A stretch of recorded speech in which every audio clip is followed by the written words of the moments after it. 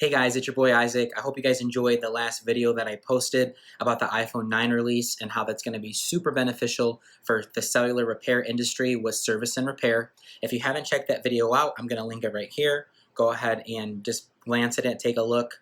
But in today's video, we are going to be going back into our one-on-one business series on how we talk about the business side of the cellular repair industry. Usually I go in depth. I have other videos like shop tips and stuff, but today's going to be a little bit different. Today we're going to talk about the mindset that you have to have if you want to be successful in the cellular repair industry. The mindset that you have to have. Questions you should be asking yourself every single day. Things you should be doing every single day so that you can be successful with cell phone and repair. Also, for anyone who is new to the channel, I would just like to say welcome to Shop Unbox. My name is Isaac, and I started repairing iPhones out of my apartment when I was 19. After 6 months of repairing, I was able to open up my first retail location, hire over 8 employees, and now we also have subcontractors work for us as well. We are working on our third satellite office location for our new mobile repair brand called Ziff, and I will leave a little link below about what Ziff is and the story behind that. Other than that, thanks for joining us, and let's get in this video. The first question that you should be asking yourself to better your mindset is, are you happy, are you content with where you're at in your business? Are you satisfied? Did you just get into cell phone repair because of the fact that you just wanted to get into it to make some extra money and then it blew up? Or you just got into it and you wanted to still do it on the side and you're making a decent amount of money? Or you started it, you thought you would do better, and you're like stuck now because you feel like you should have maybe 3 locations. I don't know what your case is, but that's one question you have to ask yourself every single day when you wake up. Are you happy or are you content? Let me tell you this. If you wake up every single day and you are excited to go into the store, whether it be by yourself, if you're a one-man show, or you're excited to work with your employees and you just get a high off of going in there and you're just trying to find ways to innovate, trying to find ways to make your business better, your brand better, the whole industry better, your people better, yourself better, then you're going to be very, very successful in this industry. And that's something that we don't take into effect as being a business owner sometimes. And you might even be watching this and you might even not be the owner of the company that you work for. You could even be a tech at the business that you're working for. Are you happy with what you're doing? Like, are you putting yourself in a position to succeed and help the business succeed that you're working for? Also, the next one that kind of goes into this is, do you feel that you could be doing more each and every day? Like, have you really challenged yourself? Have you really challenged yourself?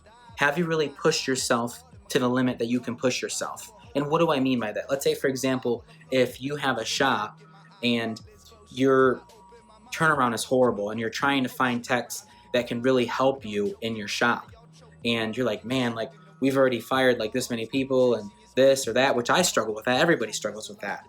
What do you have to do? You have to really overextend yourself just a tad bit more. Go back to the drawing board and figure out, what am I doing wrong?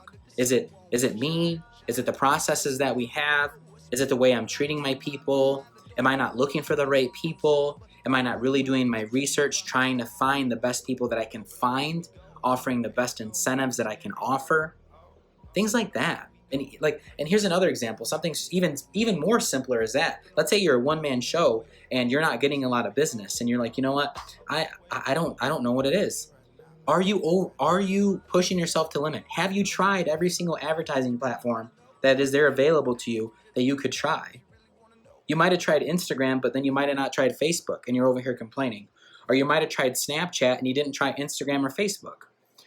Or let's say, for example, maybe the city that you live in doesn't really do well with social media advertising, and you maybe fail to realize that newspaper and radio does really well in your area. I don't know. But you should be looking at everything. You should be looking at the analytics of your advertising, the logistics, the people that click on your ads, the age ranges, everything, the geography and the location that your business is in. You got to be taking this very seriously if you want to succeed. And like I said, some of you might have just, gotten into cell phone repair because you just wanted to make extra money on the side. That's not a bad thing. I'm not saying that's a bad thing. It's just if you really want to challenge yourself and you want to push yourself to the limit, you're going to take that extra step, go beyond, and really start to figure out how to decode and crack some of these things, which will happen for you. So there's no complaining.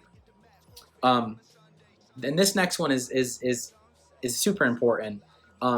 Another question, like I said, is that you could be asking yourself is what changes can I make directly either to myself on how I work, and how I can stay focused. So like, you might think that you're doing everything perfect with your company, but in reality, you're not. Like, you might need to make changes that you don't see, but that the people underneath you see. Do you see what I mean?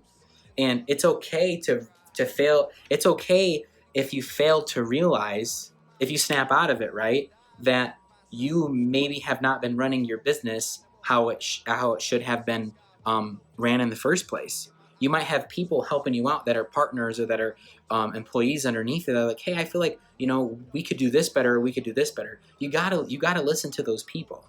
So learn how to make changes to you directly if you have to make those certain changes, whether it be with you directly, your business, and even just staying focused. Like, sometimes we can't stay focused, right? Like, that happens all the time. If you just find yourself in your store one day not being productive, sometimes you just got to snap out of it and get into that productive mood. What needs to get done today?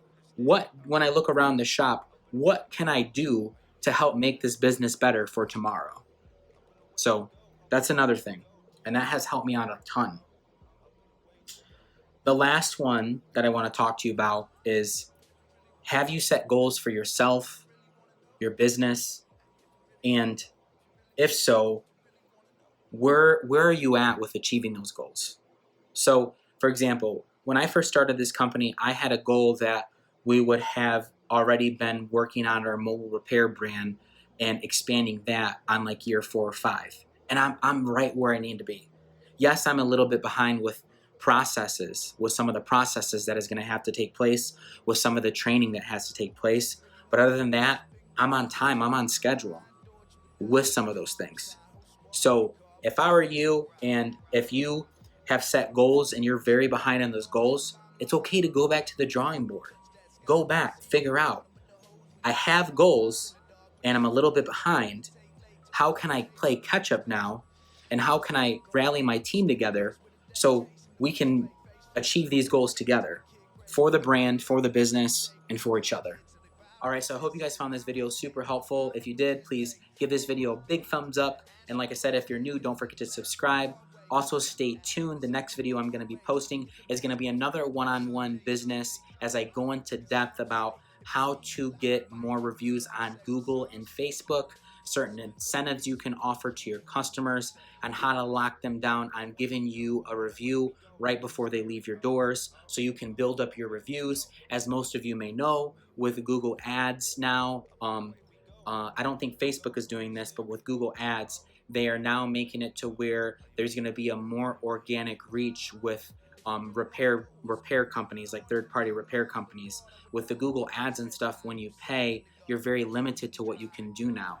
And there's a little trick that I learned to kind of get beyond that so you still can be seen. So stay tuned for that next video. Also, if you have any comments about any of the questions that you should be asking yourself, even a little bit more in depth, please go ahead and comment. I love to hear your guys' input and feedback.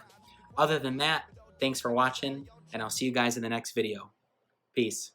Remember what's cutting clashes to get high like contagious. What's ever up in my bag? Got so many different flavors, them never phases. That's coming as a shot just like a taser. I'm too amazing. It's on the